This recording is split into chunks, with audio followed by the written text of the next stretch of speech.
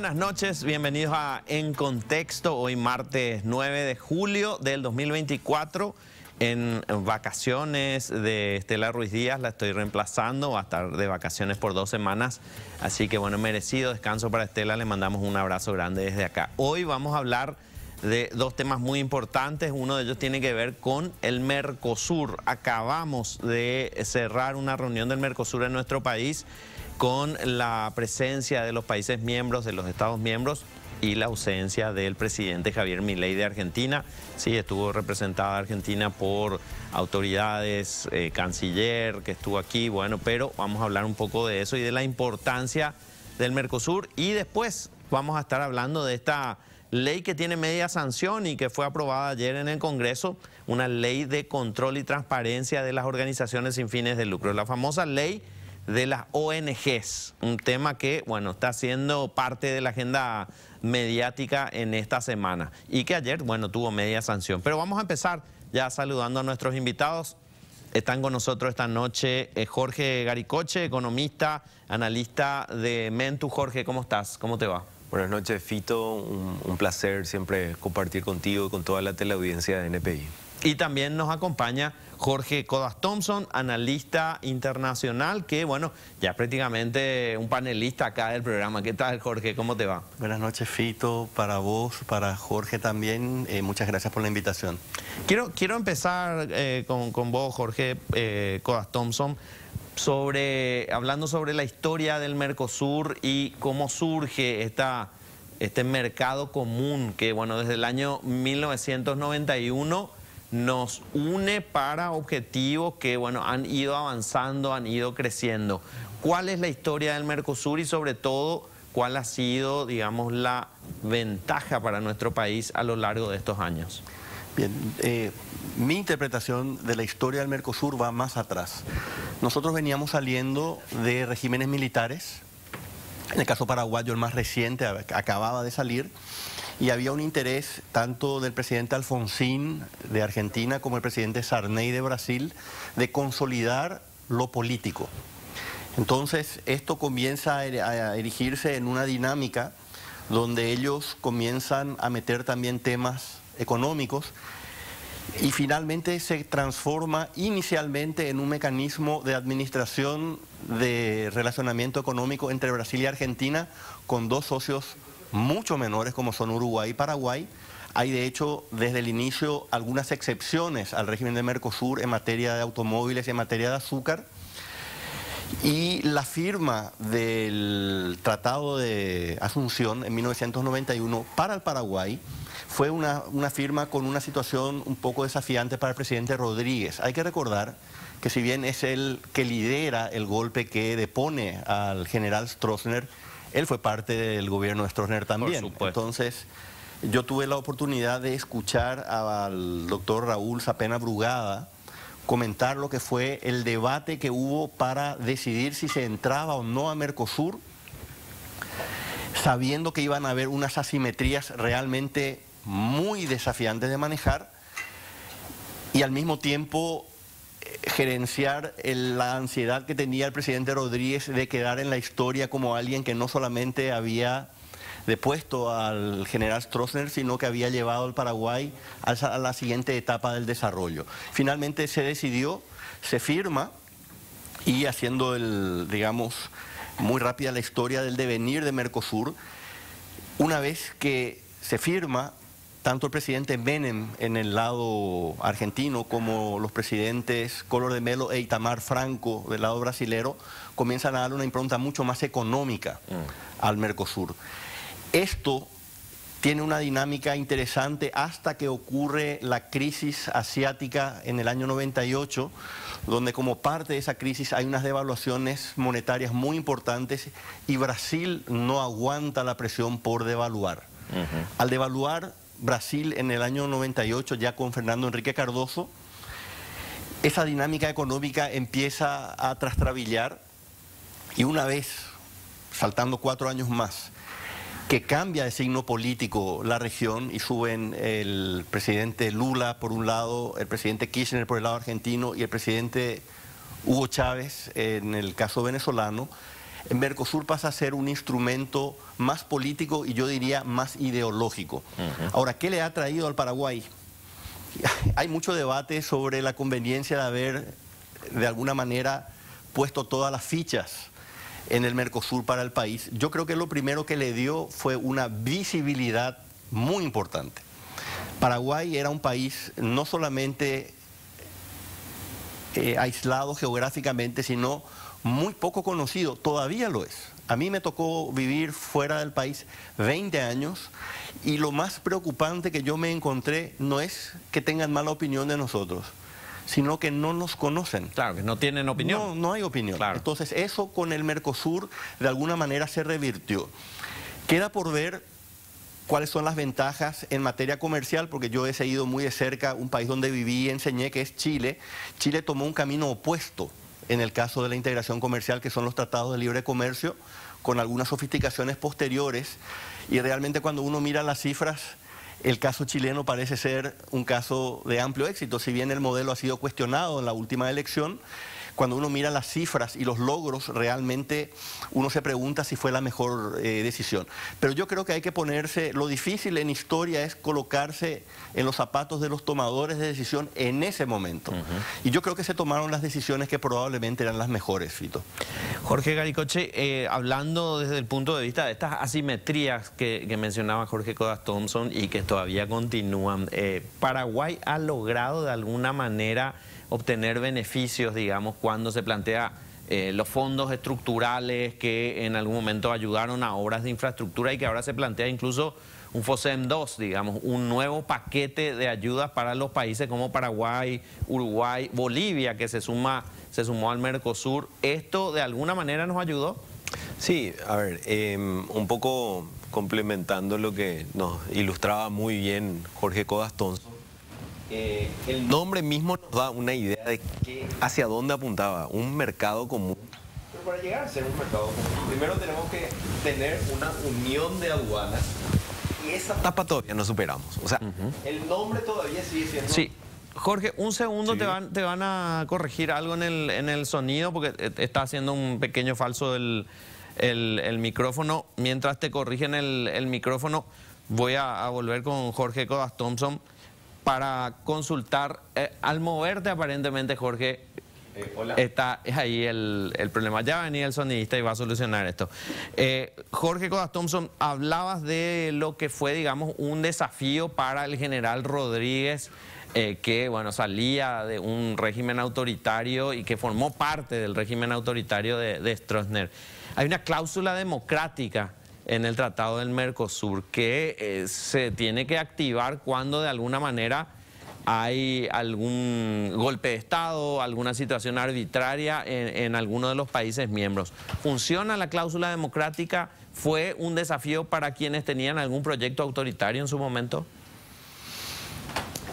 Y es debatible. El caso particular que tuvimos nosotros con el juicio político al presidente Fernando Lugo, yo creo que ahí ya tenemos nosotros un problema que es local, y es que el juicio político no tiene reglas claras. Entonces, al presidente Lugo se le dio un periodo de tiempo para defenderse que era de horas. Sí. Y eso se interpretó fuera del país como un juicio destituyente. Yo no voy a entrar a juzgar ahora, bueno, es el punto de la conversación, si eso fue así o no, pero esa fue la interpretación. Sin embargo, nosotros hemos tenido muchas muestras de autoritarismo, por ejemplo, en el caso venezolano, y el protocolo Ushuaia, que es el que tiene la cláusula de Mercosur, sí, no se activó.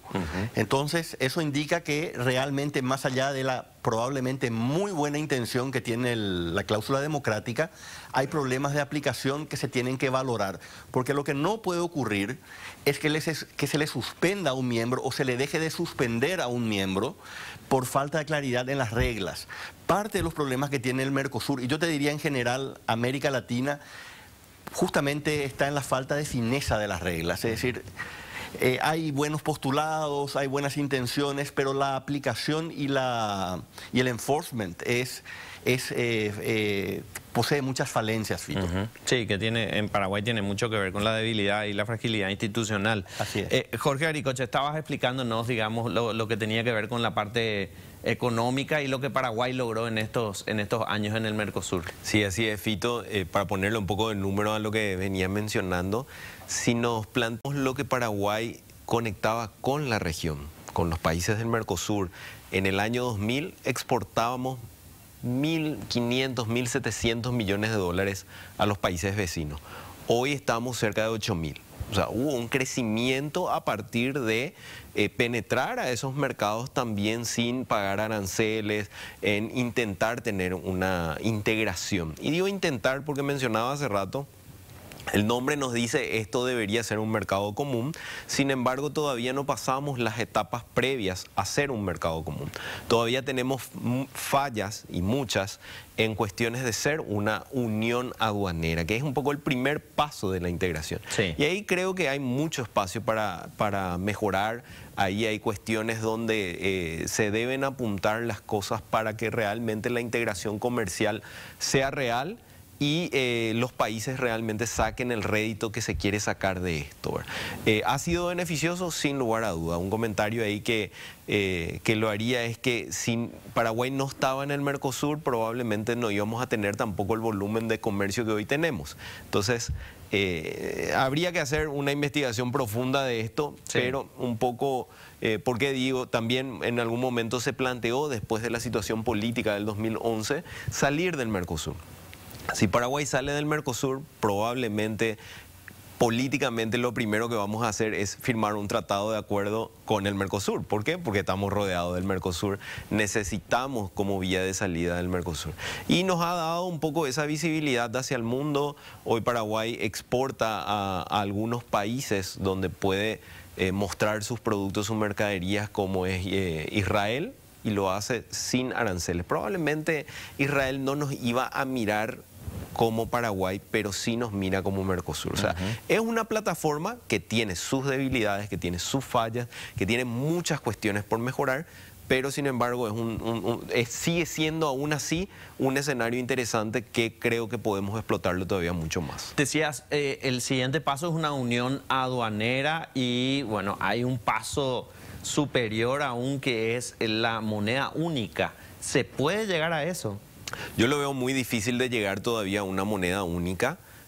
Creo que hay todavía mucho espacio por recorrer en cuanto a lo que es la integración del comercio. La Unión Europea, para llegar a tener una moneda común, básicamente fueron 50 años de conocerse. O sea, no lo hicieron de la noche a la mañana. Y creo que nosotros tenemos todavía mucho espacio para recorrer ahí. Para tener una moneda común tenemos que tomar decisiones comunes. Y hoy los países tenemos decisiones muy distintas. Por poner un ejemplo, Bolivia se está sumando al bloque. Bolivia tiene tipo de cambio fijo. La mayoría de los otros países tiene tipo de cambio flexible. Argentina también toma decisiones fiscales muy distintas a la que toma Paraguay. Los temas impositivos son distintos, entonces ahí tenemos que ponernos de acuerdo primero si es que queremos apuntar y avanzar hacia una moneda única. Hoy yo, si me preguntase qué recomendación daría, no. Así. Esa es la respuesta corta. La respuesta larga está un poco en los hechos que uno ve en las políticas monetarias y fiscales que han llevado nuestros vecinos, que bueno, es un poco los resultados que hoy se ven en la Argentina, parte también en Brasil, que nos hacen tener un poco de miedo si conformamos un banco central en conjunto con estos países, cuáles serán las decisiones que se van a tener que tomar. Entonces creo que hay todavía una madurez para recorrer y avanzar antes de tomar decisiones como esa. Creo que hoy el espacio de mejora está en fortalecer el comercio que tenemos.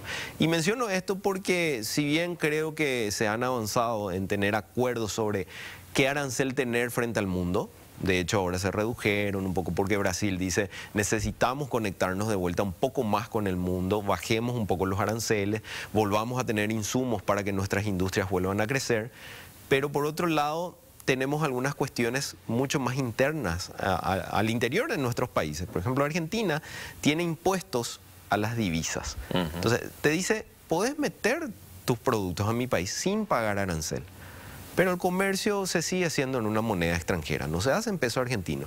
Y cada vez que se va a hacer esa transacción, hay un impuesto que termina haciendo que el producto paraguayo o el producto extranjero que va a ingresar a ese país se encarezca. Se encarezca.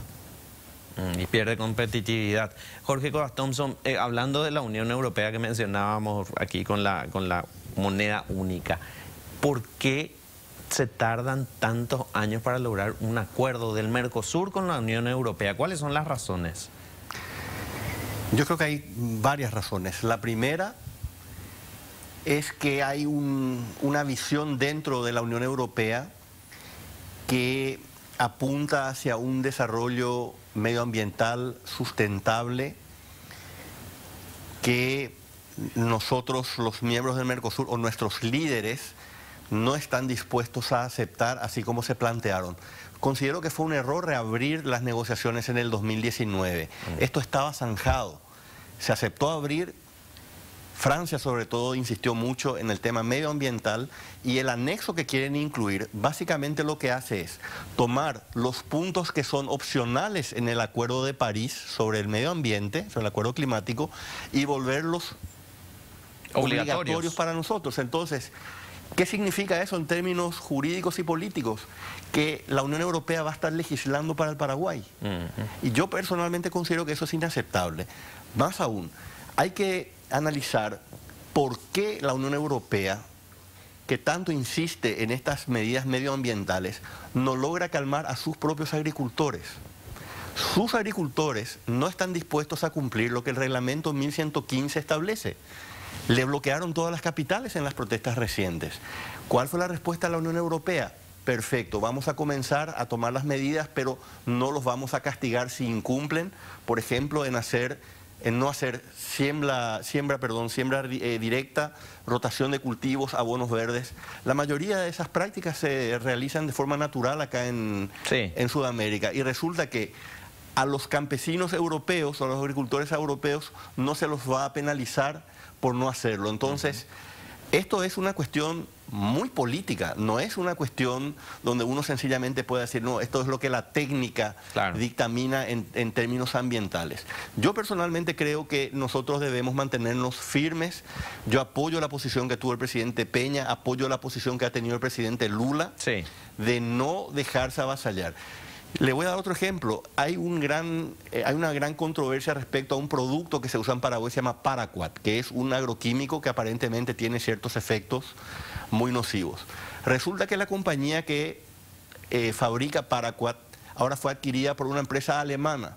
¿Cómo reaccionó Francia? Le dio un waiver, es decir, no los penalizan por producir y exportar el Paraquat. Entonces, a nosotros nos penalizan y a sus socios de la Unión Europea no.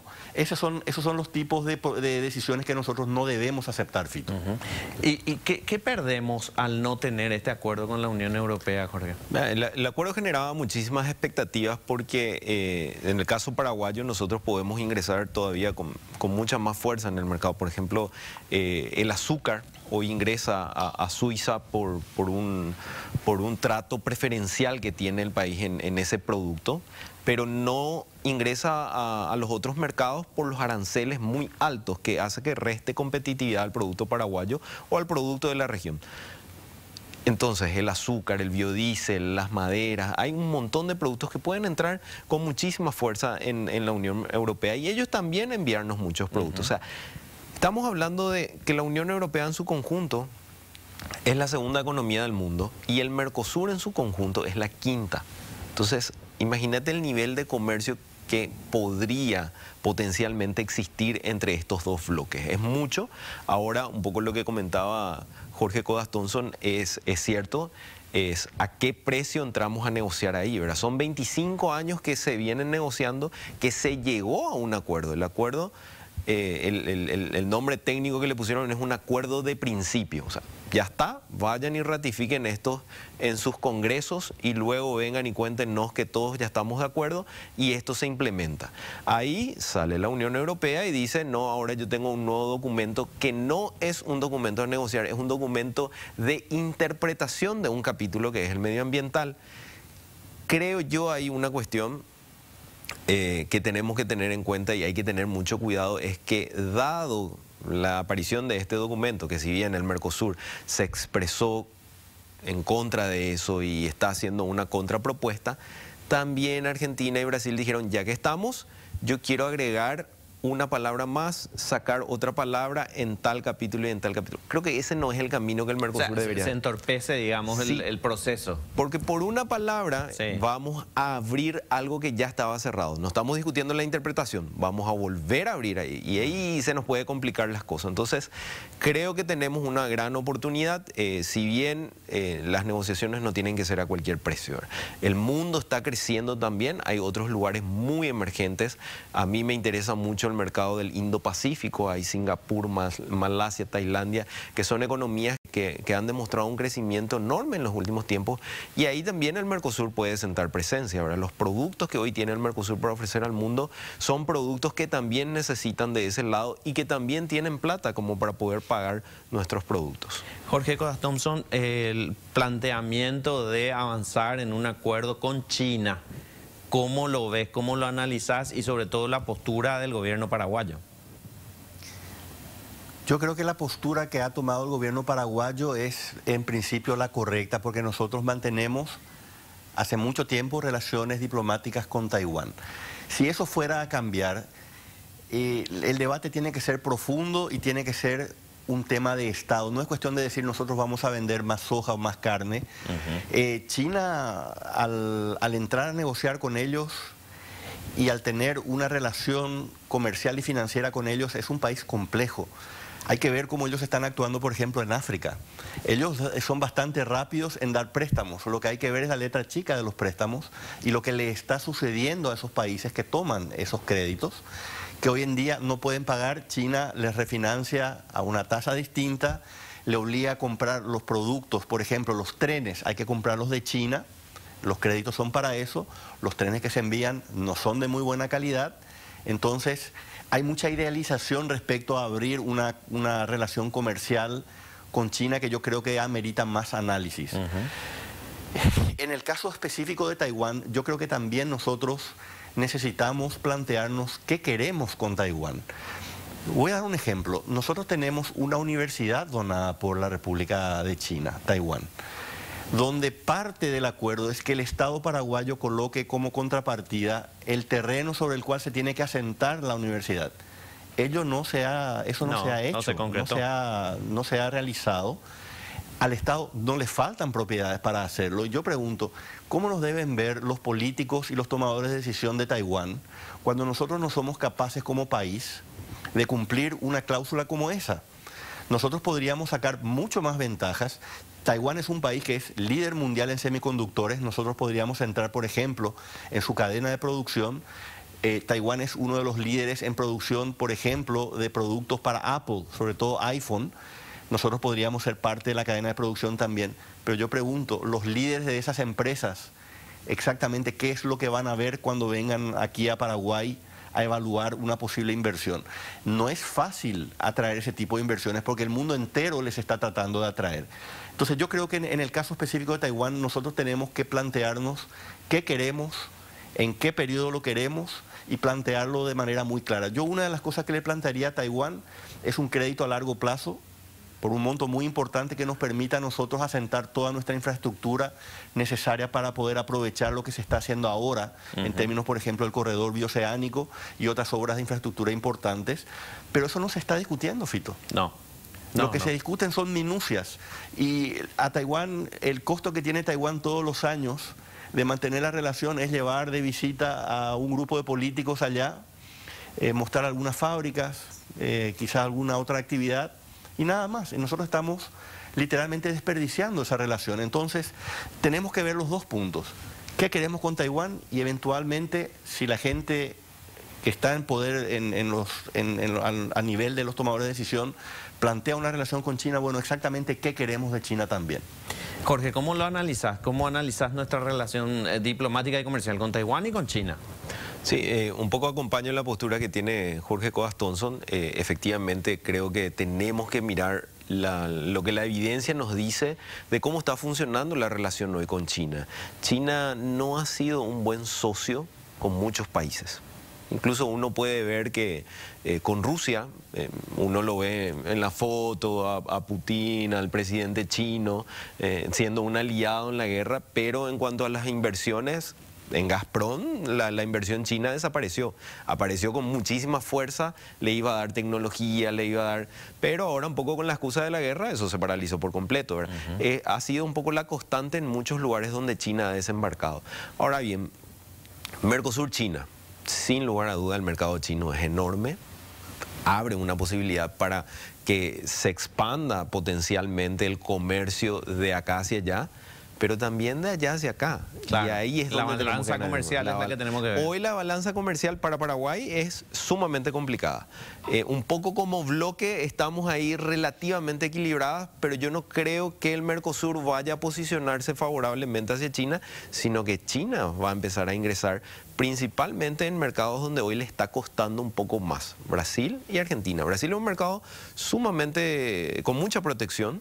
Y hoy la industria brasilera para la región es muy interesante, pero cuando lo pones a nivel de competitividad, de precios que tiene el mundo, cuesta. Entonces, también creo que tenemos que medir no solo en términos económicos, sino en términos sociales. ¿Estamos preparados para poder competir en el mundo con los chinos en aquellos productos que tienen calidad?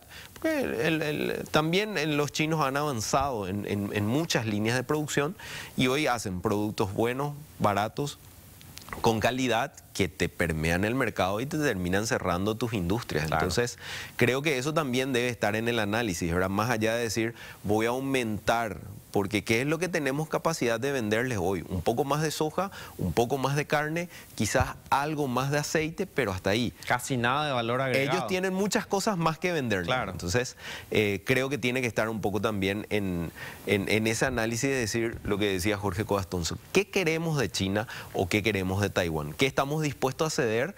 ¿Qué estamos dispuestos a competir? Y hasta dónde podemos aguantar, ¿verdad? Porque finalmente también puede ser un costo social tremendamente grande si se cierran las industrias en Brasil, si se cierran las industrias en Argentina, y las pocas industrias que tenemos en Paraguay y que están intentando emerger terminan siendo golpeadas por mucho mercado que venga de hacia allá, ¿verdad? Nosotros vamos a hacer una breve pausa. A la vuelta seguimos hablando aquí con Jorge Garicoche, Jorge Codas Thompson sobre el Mercosur y Paraguay. 19:33, seguimos aquí en Contexto hablando sobre el Mercosur y Paraguay y tenemos invitados de lujo esta noche que, bueno, están debatiendo y nos están explicando la complejidad de estas relaciones geopolíticas, económicas que tenemos en el Mercosur con los demás bloques también. Están con nosotros Jorge Codas Thompson, analista internacional, Jorge Garicoche, economista, analista de la organización Mentu, y estábamos hablando antes de la pausa de, bueno, este acuerdo que se pretende llevar adelante con China y la posición que tomó Paraguay. Uruguay tiene una postura casi independentista, no sé cómo llamarla, en sus relaciones bilaterales, porque el presidente Lacalle Pou, desde que asumió, dijo, si el bloque no lo hace, nosotros vamos a negociar con distintos bloques o con distintos países. ¿Eso afecta de alguna manera al Mercosur? ¿Le resta fuerza, Jorge? Bueno, yo quisiera hacer una observación ahí. Cuando Pepe Mujica era ministro de Agricultura en el primer gobierno de Tabaré Vázquez, él ya preconizaba y sugería que Uruguay firmara tratados de libre comercio con todos los países que pudiera, es decir, Frente Amplio, sí, gobierno más bien de izquierda. Correcto. En esos momentos ya estaban ellos con la postura de no ceder ante la pretensión, sobre todo brasilera, de no modernizar el Mercosur. Ahora con Lacalle Pou, gobierno de derecha, siguiendo una línea política evidentemente de Estado, porque ellos no cambian la postura, solamente ahora la hacen más pública y lo hace el presidente en lugar de un ministro. Yo creo que no solamente es aperturista, yo te diría que inclusive puede llegar a ser rupturista. Evidentemente Uruguay no está dispuesta a seguir amarrada por las reglas del Mercosur, donde no puede haber una negociación de un miembro de manera independiente con otros estados. Sobre todo si estamos hablando nada más y nada menos que China. Da que pensar, Uruguay tiene una ventaja sobre Paraguay. Ellos sí tienen costa sobre el mar y si eventualmente se salieran del Mercosur tienen cómo contrarrestar cualquier tipo de presión económica que Brasil y la Argentina le pudieran tratar de imprimir. Veremos en qué termina. Lo que es evidente, porque no solamente fue el presidente, lo dijo de manera muy clara, pero el ministro evidentemente también ha sido muy claro en que ellos quieren modernizar el Mercosur o dejan ver que eventualmente ellos negociarían por fuera del bloque. ¿Cómo lo van a hacer? No lo sé, porque las reglas del Mercosur lo impiden. Por eso hablo de una potencial ruptura dentro del Mercosur, que sería realmente triste hasta a estas alturas tener que perder un socio por menor que sea en cuanto a los dos grandes. Y habrá que ver qué deciden Brasil y Argentina, porque realmente el Mercosur, por todo lo que pudo traer para el Paraguay, hay una realidad, avanza muy lento.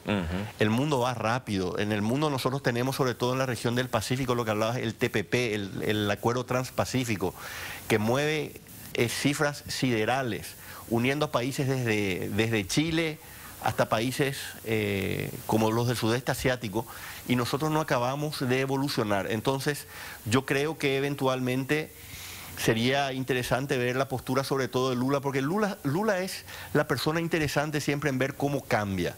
Lula es el que finalmente, hasta cierto punto, ayudó a Paraguay en esta negociación de Itaipú. No es la primera vez que lo hace. Sí. Ahora también dijo que él estaba dispuesto a seguir la negociación con la Unión Europea, pero no habló en ningún momento de ningún tipo de concesión. Así que veremos. Uruguay tiene, además de tener, digamos, costas marítimas, Uruguay, siendo un país quizás más pequeño que Paraguay en términos de dimensiones, tiene mucha más inversión extranjera directa. Uruguay tiene mucha más fortaleza institucional. Si comparamos Uruguay con Paraguay, creo que Uruguay tiene muchas más posibilidades de hacerlo que Paraguay, Jorge. Uruguay tiene un avance en calidad institucional muy interesante. Yo creo que es de los mejores en la región. Tenemos otra vez un problema con el micrófono, Jorge. No sé qué pasa esta noche, pero vamos a pedirle al sonidista que venga aquí a ver qué es lo que está ocurriendo con el micrófono para solucionarlo. Jorge Codas Thompson, esta ausencia de Javier Milei, presidente argentino, ¿qué consecuencias tiene a nivel diplomático en las relaciones principalmente entre Argentina y Brasil? Porque Javier Milei redobla la apuesta y en lugar de estar en la cumbre del Mercosur va a un encuentro con Jair Bolsonaro.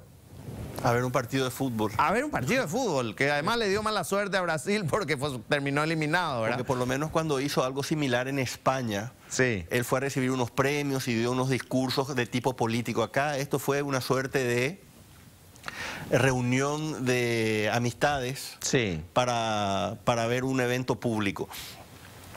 A mí me parece muy interesante de nuevo la reacción de Lula. Lula dice que es una babagem, le dicen ellos en portugués, es una bobada, sí, es una tontería creer que las relaciones diplomáticas entre dos estados, sobre todo de la escala de estos dos, se basa en la relación entre los líderes, sino que hay mucho más subyacente.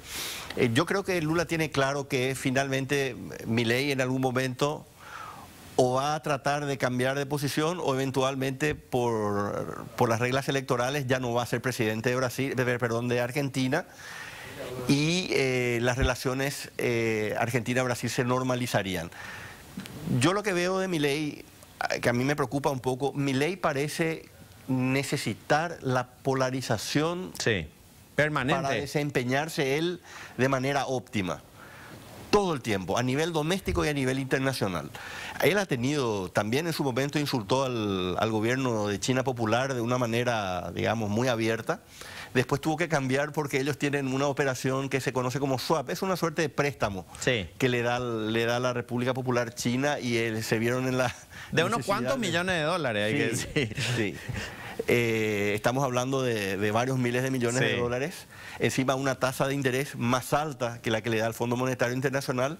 Entonces Milei, usando el realismo político, tuvo que bajar el tono y un poco que halagar a la República Popular China. Pero es preocupante que él necesite constantemente de tener un enemigo enfrente. Acá inclusive cuando lo entrevistaron creo que fue con Jorge Torres. Sí. Creo que él tuvo y se molestó con el periodista. Sí, es cierto, con nuestro colega, sí. Se molestó también. Entonces, llama mucho la atención que él solamente parece funcionar bien cuando hay una suerte de enemistad con alguien. Ajá. Y eso a nivel internacional es complicado.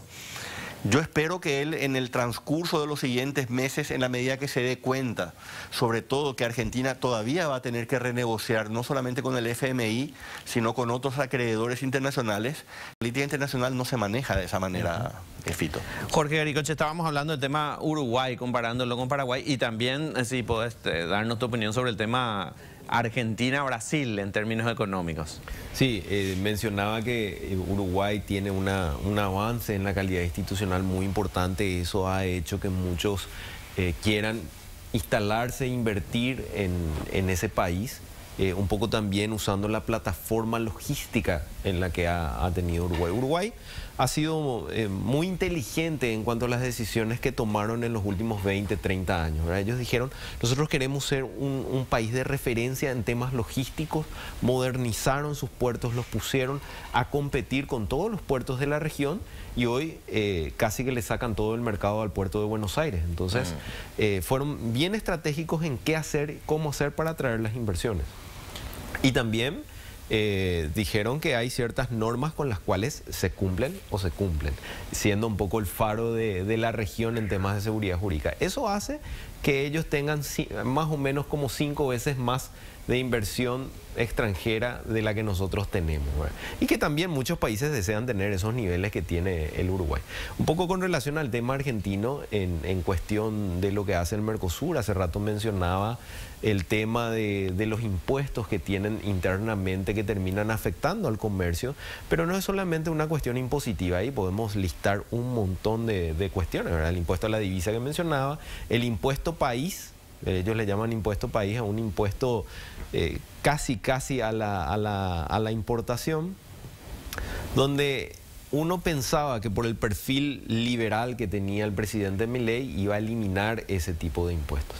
Sin embargo, cuando él llegó, lejos de eliminar, terminó alzando de 7% a 14%.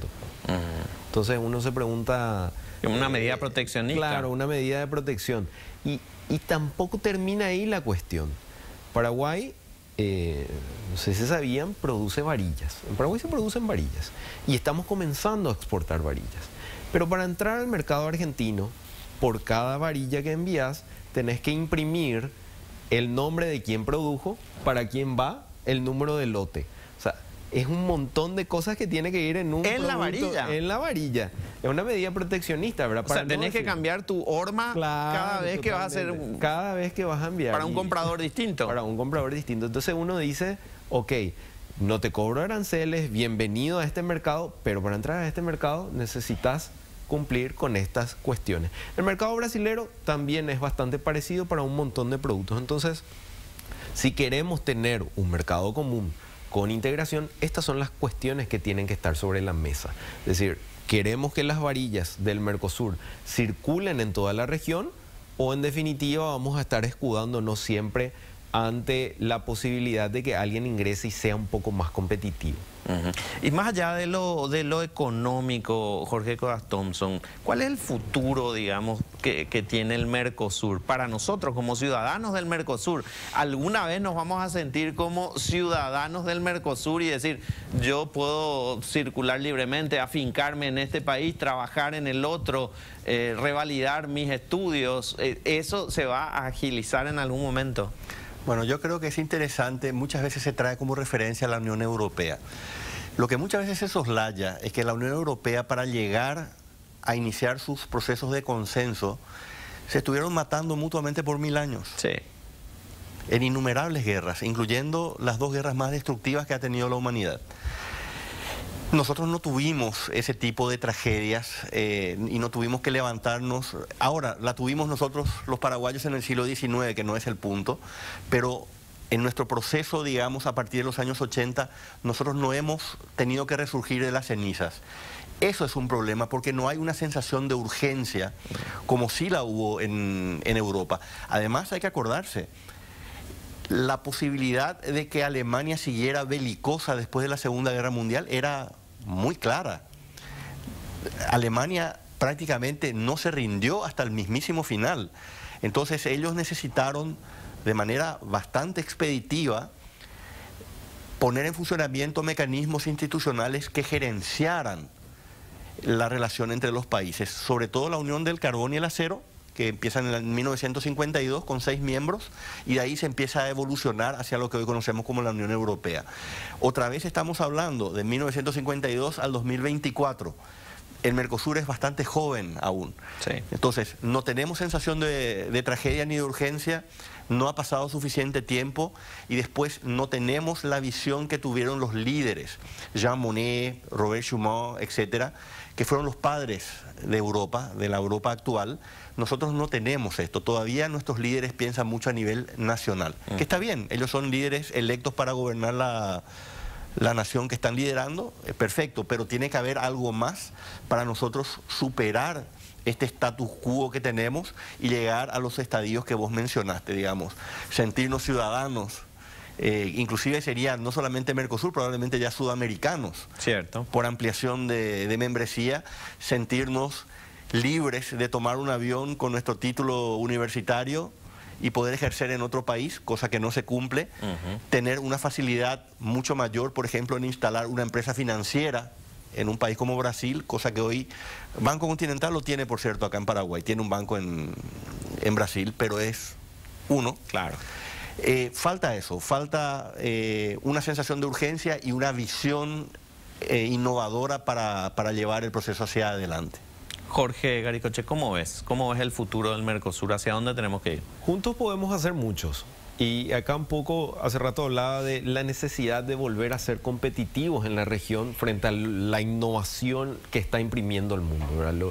Hablábamos un poco hace rato de que los chinos cada vez producen cosas con mayor calidad, con un buen precio, y están llegando a todo el mundo, están llegando con sus productos, tratando de imponerse un poco a los productos americanos, que siempre tienen una impresión de tecnología, de calidad, ya hace bastantes años.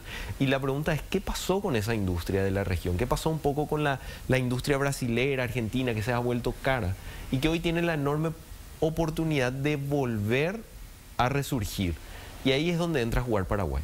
Porque hoy Paraguay, a través de la maquila, está dando insumos a una industria brasileña. Sí. Se está integrando en partecita de esa cadena que es mucho más grande, pero esa partecita en la que está colaborando Paraguay está siendo útil para generar competitividad en el producto final que tiene Brasil.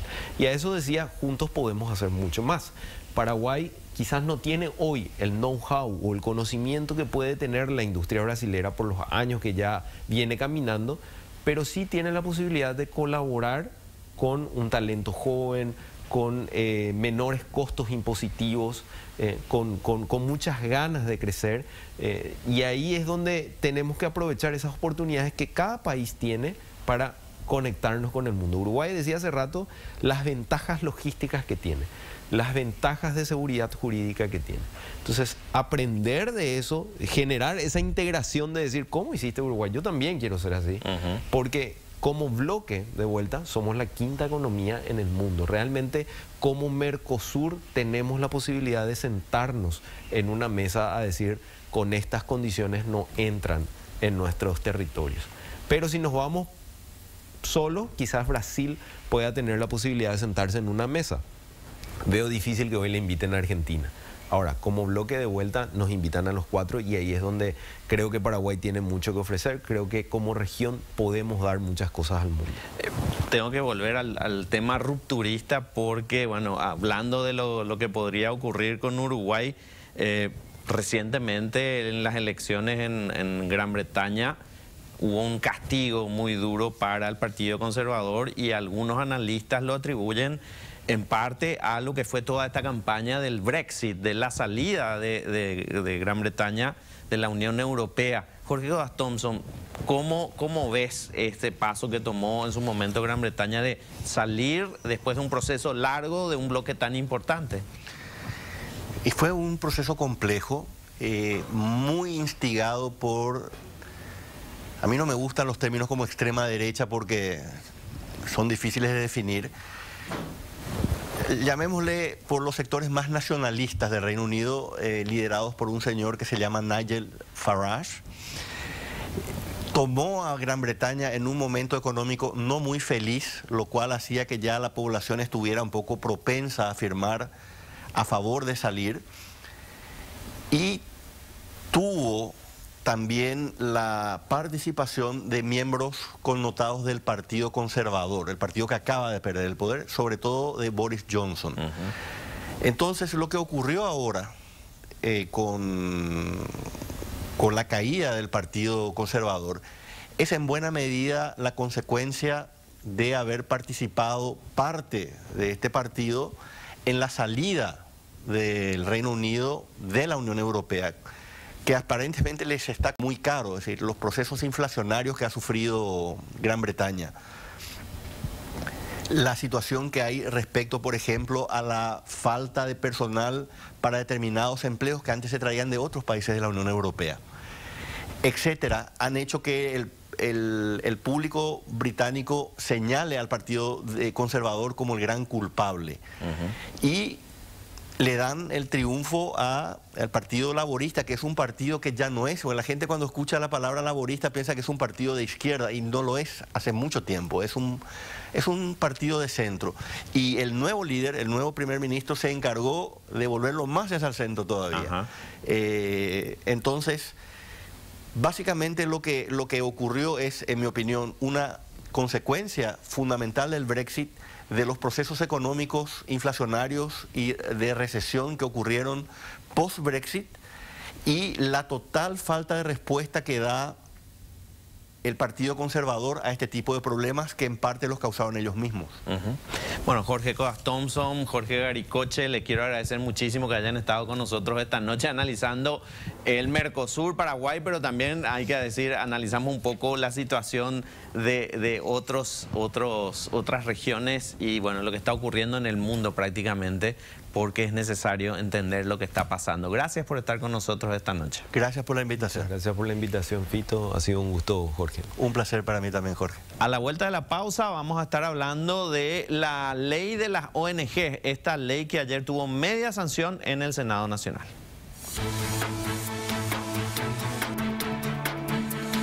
19:59, estamos de vuelta aquí en Contexto, 9 grados 6 la temperatura, así que le tengo que agradecer a mis invitados que estén aquí esta noche, a los que ya estuvieron y a los que están ahora, porque es una noche muy fría y aún así están aquí para hablar con nosotros de temas que son muy importantes. Ayer en el Senado tuvo media sanción la ley que establece el control, la transparencia y la rendición de cuentas de las organizaciones sin fines de lucro. Ese es el título de la ley, pero de acuerdo a los análisis que están haciendo distintos sectores, en realidad habrían otros objetivos detrás de esta ley. Quiero agradecer la presencia aquí de Esperanza Martínez, senadora de la República. ¿Qué tal? ¿Cómo estás? ¿Cómo estás, doctora? Buenas noches, Fito. Realmente soy el único que me puede hacer venir con este frío. Porque somos compueblanos, Gracias por venir. Gracias por la invitación y un saludo a Dante también. Y Dante Leguizamón, secretario ejecutivo de CODEUPI, coordinadora de Derechos Humanos del Paraguay. Dante, ¿cómo estás?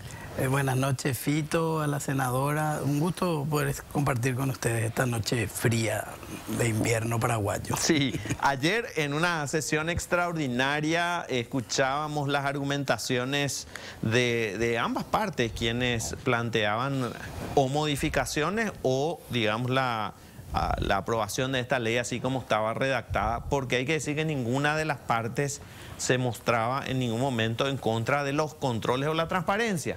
Eso hay que dejarlo bien claro desde un principio. Todas las organizaciones sin fines de lucro que hicieron sendos comunicados y que plantearon modificaciones a la ley, planteaban estar de acuerdo con rendición de cuentas, transparencia, controles. Y de hecho, tengo que decir antes de preguntarle a mis invitados que hoy me hicieron llegar un documento en el que se detallan cuáles son las obligaciones de las entidades sin fines de lucro, las ONG, las organizaciones no gubernamentales. No se va a ver bien ahí, yo les voy a leer, pero aquí están detalladas 14 14 rendiciones de cuenta que tienen que hacer las organizaciones no gubernamentales.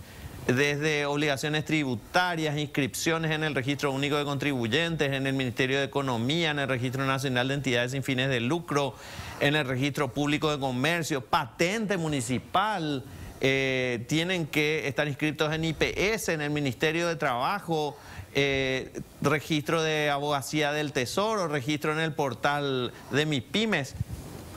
Una serie de rendiciones de cuentas y controles a los que ya están sometidas las organizaciones no gubernamentales o organizaciones sin fines de lucro, como también se las denomina en este proyecto. Y quiero empezar, senadora Esperanza Martínez, preguntándote, senadora, ¿cuál es el fondo real, el objetivo real de esta ley? ¿Qué persigue el oficialismo al plantear este proyecto? Que bueno, ayer ya tuvo media sanción y muy probablemente en diputados va a correr la misma suerte.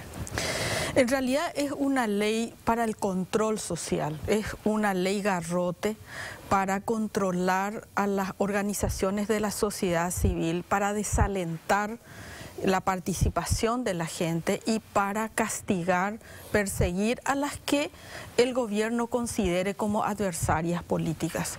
Y fue muy clara la presentación de los senadores cuando hicieron la presentación ayer del proyecto. ¿Qué hicieron ellos para justificar este proyecto? Primero, el senador Leite pasa un video donde entraron de manera no autorizada a una reunión privada donde estaban las organizaciones discutiendo una estrategia política. Ni reunirse es ilegítimo ni ilegal, ni hacer una estrategia política, menos cuando estás confrontando una situación, es lo que haces. Y no solamente eso, colocó el nombre de las instituciones, de las personas que vienen desde hace mucho tiempo siendo mencionadas en redes sociales, en los medios cartistas, como los dueños de las ONG, etcétera, y terminan mostrando la estrategia. ¿Qué quiere decir eso, Fito? Que ellos entraron con un piragüe en las redes privadas, usaron una información privada que sin pudor el senador Leite agarra y coloca como que ese es el objetivo, acá tienen ustedes. Seguido eso, la senadora Lizarela muestra a la Federación de Padres que está peleando por la educación de la sexualidad, que según ella no está de acuerdo a los criterios que ella cree que tiene que ser. Por lo tanto, estamos discutiendo de posiciones de ideas, cosa que está penada por la Constitución, perseguir a alguien por sus ideas. Y de nuevo coloca a cada una. Seguidamente colocan a un joven investigador que dice que participó de la ANR nunca más, etcétera, etcétera. Entonces, ¿cuál es la conclusión? Yo te juro, Fito, que sentí, los que me escuchan y que tienen mi edad, o un poco más o un poco menos, yo viví en mi casa La Voz del Coloradismo, que era la transmisión oficial del Partido Colorado durante Stroessner, y mis padres nos hacían escuchar, alguien en la casa tenía que escuchar para de quién se habló en el programa, porque ese era el futuro preso político o perseguido político. Eso es lo que ellos hicieron.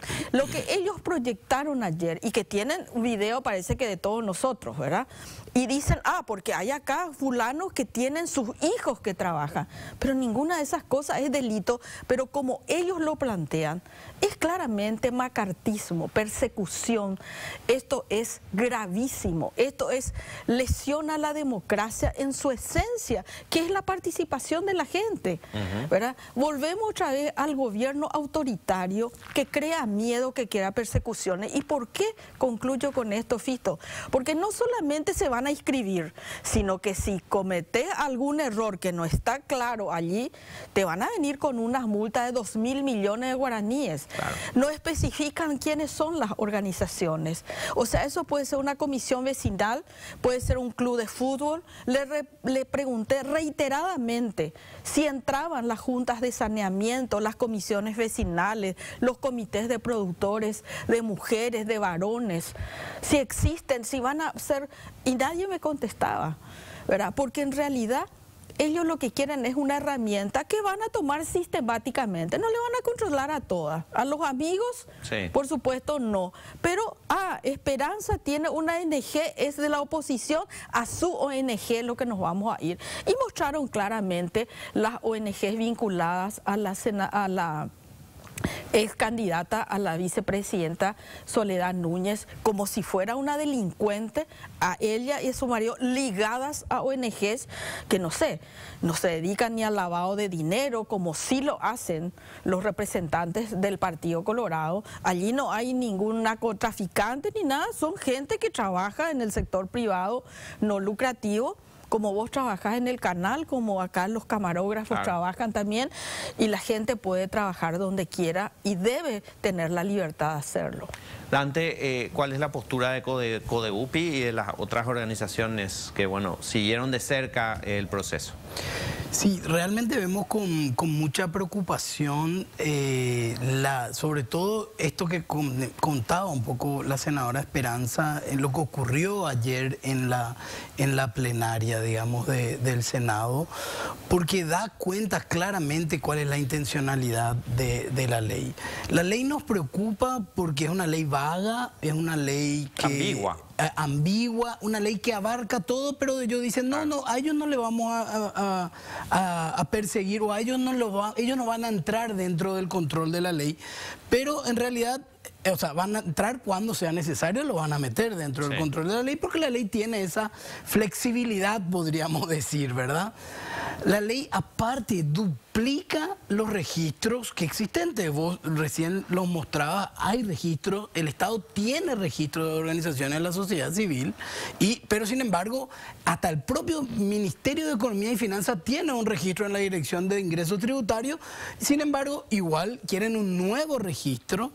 Ahora habría que ver en la reglamentación qué requisitos ponen para poder inscribirse. Y además exige informes semestrales que, de vuelta, son 10.000 o 15.000 las organizaciones sin fines de lucro. Con 10.000 o 15.000 informes semestrales de entre 6 a 10 páginas, ¿cuántos van a poder mirar? Seguramente lo que van a poder hacer con mucha más facilidad es sacar el informe de las organizaciones que nos preocupan y que ellos mismos nos mostraron en la sesión de ayer, digamos, ¿verdad? O sea, hay como una clara intencionalidad de persecución, hay una clara intencionalidad de desprestigio del trabajo de las organizaciones de la sociedad civil, y además de todo eso hay sanciones que son multas o confiscatorias, o finalmente el cierre de la organización, digamos. Hablábamos hoy a la siesta en radio con Óscar Acosta y le planteaba yo a Óscar, le decía, ¿qué necesidad tiene el oficialismo de esta ley cuando tienen copadas todas las instituciones del Poder Ejecutivo, del Poder Judicial, del Ministerio Público, de los organismos de control, del Congreso Nacional? Lo único que se me ocurría a mí es decir, bueno, las organizaciones de la sociedad civil o las organizaciones no gubernamentales constituyen oposición al oficialismo o a un proyecto oficialista. Entonces tenemos que buscar alguna manera de controlarlas, sancionarlas, vetarlas, lo que fuere. Es lo único que se me ocurre a mí, ¿verdad? Porque si no, no tengo otra idea de lo que puede estar ocurriendo. Pero además la ley de esto que ustedes están mencionando plantea artículos que tienen que ver con los fondos de estas organizaciones, con el dinero de estas organizaciones, que no necesariamente tiene que ver con el Estado paraguayo, que en muchas de estas organizaciones no tienen ninguna relación económica con el Estado paraguayo, pero ayudan al Estado paraguayo. ¿Por qué controlar la plata? Es la pregunta. Bueno, y ahí ellos plantean de que hay intervenciones de gobiernos internacionales, de una agenda internacional que se quiere meter. Resulta que paradójicamente mostraron allí otras personas, por ejemplo, que el gobierno de Taiwán está dando fondos al Partido Colorado para que los jóvenes puedan estudiar chino mandarín. Entonces, sí, los cursos se dictan ahí en el se Partido dictan Colorado. ahí y dice con fondos destinados por un gobierno. O sea, la cooperación del gobierno está siendo direccionada para utilidad privada del Partido Colorado. Eso es un delito. Si eso no es tráfico de influencias, ¿cómo se le parece, Fito? ¿Me entiendes? Entonces, ellos no tienen autoridad moral para decir nada. Y yo les puse ejemplo clarito ayer. Un ejemplo de que en realidad se puede controlar es el caso del gobernador, el exgobernador de Central, que hizo una ONG a su medida, desvió fondos y hoy está en un juicio por esas razones. Sí. O sea, quiere decir que si otra persona, si Dante y Codeupi malversan fondos públicos, en este caso, tienen el mismo mecanismo que se usó para Hugo Javier, se puede usar para Dante o para cualquiera de ellos. Claro. Pero acá lo que viene es sobre la posibilidad de que ese control del dinero en realidad sea matar todo tipo de iniciativas.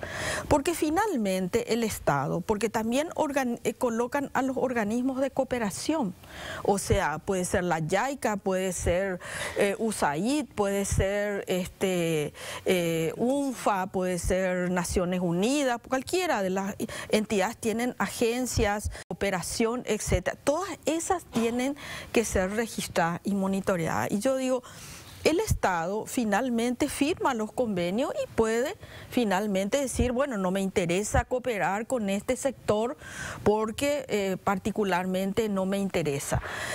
Pero en realidad es confiscatorio lo que están haciendo. Y yo te decía, si el presupuesto de Codeupi o de alguna de las organizaciones entrara en el presupuesto una plata que le donó Esperanza le interesa que trabajen los derechos humanos, soy una millonaria excéntrica como soy, ¿verdad? Y le doy a Codeupi mi plata y resulta que mi plata tiene que entrar en el presupuesto y él le tiene que pedir permiso a algún ministro de turno para usar la plata que yo le di a él. Una cosa es que es inconstitucional por donde se mire, ¿verdad? Y esto lo que va a hacer es justamente por la soberbia y por la falta de diálogo, porque podíamos, y había una buena predisposición, mejorar las redacciones, sacar los excesos e incluso a lo mejor hacer una síntesis de todo el sistema de control en una nueva reglamentación. Y ellos dijeron, no vamos a esperar, no vamos a hacer, no vamos a cosas, no. Y no duraría en que mañana entre sobre tablas en diputados y se apruebe sin que los diputados ni hayan leído. De hecho, la Procuraduría General de la República, en un dictamen donde sugieren cambios al proyecto, plantea que si las entidades no trabajan con plata del Estado paraguayo, estén excluidas de la ley. Pero tampoco hicieron caso a eso. Tampoco hicieron caso. Tampoco hicieron caso a eso. Y esto que decía Esperanza es muy importante porque se ha bombardeado con la información de que las organizaciones de la sociedad civil no están controladas y que son oscuras y que se llevan millones y millones de dólares. Y eso es mentira, digamos. Primero porque las organizaciones de la sociedad civil que reciben fondos públicos, y la senadora puso un ejemplo, podemos recordar otro ejemplo, el ejemplo de Quesnel o el ejemplo propio de del hermano del presidente del Congreso, donde son desvíos hacia organizaciones no gubernamentales y que finalmente están siendo juzgados. O sea, las organizaciones que reciben fondos públicos están controladas por los mecanismos para el control de los fondos públicos. La Contraloría General de Gasto de la Nación puede ingresar y puede verificar esas cuentas, ¿verdad? Entonces, eso, de ahí partimos ya de una mentira, digamos, ¿verdad? Y además, las organizaciones de la sociedad civil que reciben la cooperación en general, lo que buscan es lo que dice también la senadora, lo que buscan es controlar no solo la plata, también hasta lo que hacemos. Porque en realidad, y ahí te corregiría un poco, Fito, no es que las organizaciones de la sociedad civil hacen oposición, sino en realidad somos una voz crítica hacia las políticas públicas del Estado, que es diferente, ¿verdad? Correcto. Porque nosotros intervenimos y fortalecemos políticas públicas. Es desconocer lo que hoy hace este movimiento y el Partido Colorado, es desconocer y estigmatizar el rol fundamental de la sociedad civil.